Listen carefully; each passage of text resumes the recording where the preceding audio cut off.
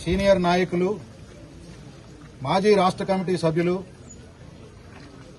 ఉమ్మడి ఆంధ్రప్రదేశ్ రైతు సంఘం రాష్ట్ర ప్రధాన కార్యదర్శిగా పనిచేసినటువంటి సామినేని రామారావు గారిని చింతకాని మండలం పాతర్లపాడు వారి స్వగ్రామం.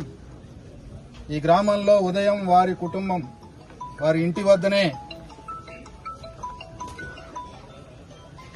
ఉదయం పూట లేచి కుటుంబం అంతా పనులు చేసుకుంటున్నటువంటి సందర్భంలో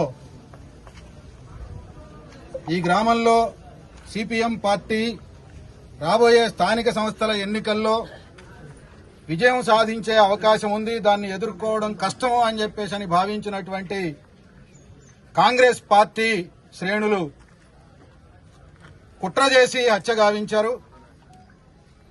ఈ హత్యని సిపిఎం పార్టీ రాష్ట్ర కమిటీ, జిల్లా కమిటీ మేమంతా తీవ్రంగా ఖండిస్తా ఉన్నాం. హత్యా రాజకీయాలతోని సిపిఎం పార్టీ పురోగమనాన్ని ఆపు చేయలేరు అని చెప్పేసి హెచ్చరిస్తా ఉన్నాం.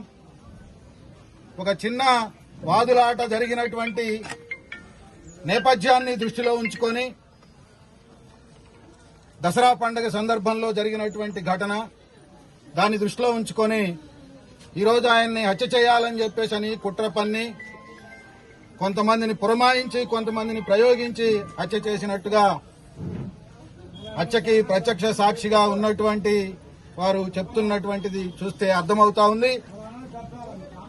అందువలన పోలీసు యంత్రాంగం కూడా ఇవాళ అధికారంలో కాంగ్రెస్ ఉంది కాబట్టి ఇక్కడ నుంచి కాంగ్రెస్ నాయకులు అట్లాగే ఈ శాసనసభకు ప్రాతినిధ్యం వహిస్తా ఉన్నటువంటి డిప్యూటీ చీఫ్ మినిస్టర్ బట్టి విక్రమార్క గారు ఉన్నారు కాబట్టి ఒత్తిడికి లోనయ్యి రకరకాల దుష్ప్రచారాలు ప్రయోగాలు చేస్తున్నటువంటి వాటికి లోను కాకుండా, ఒత్తిడికి గురి కాకుండా సరి అయినటువంటి పద్ధతుల్లో దీనికి కారకులైనటువంటి వాళ్ల మీద తగిన చర్యలు తీసుకోవాలని చెప్పేసి డిమాండ్ చేస్తా ఉన్నాం. ఈ కేసు పూర్వాపరాలు క్షుణ్ణంగా పరిశీలించి దోషులని కఠినంగా శిక్షించాలి అని చెప్పేసి డిమాండ్ చేస్తా ఉన్నాం. హత్యా రాజకీయాలనేవి సభ్య సమాజంలో ఈనాడు ఎక్కడా లేనటువంటి పరిణామం మనం చూస్తున్నటువంటి నేపథ్యంలో మధుర నియోజకవర్గంలో గత 2 సంవత్సరాల క్రితం ఒక ఘటన జరిగింది. కాంగ్రెస్ వాళ్లే సిపిఎం పార్టీ కార్యకర్తను చంపేశారు. మళ్లీ ఇవాళ సిపిఎం నాయకుడిని సామినేని రామారావు గారిని కూడా ఆ కాంగ్రెస్ పార్టీకి చెందినటువంటి వాళ్లే కుట్ర చేసి తయారు చేసి చంపించినటువంటి ఘటనని చూస్తా ఉన్నాం. ఏ ధైర్యంతో ఇక్కడ జరుగుతా ఉంది అనే దానికి ఈ ప్రభుత్వం సమాధానం చెప్పాల్సినటువంటి అవసరం ఉంది.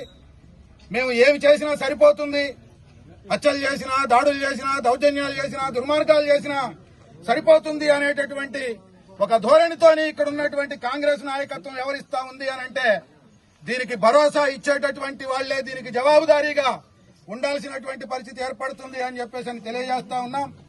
అందుకనే ప్రజలు కూడా ఆలోచించాలి, ఇటువంటి వాటికి తావు లేకుండా చేయాలి.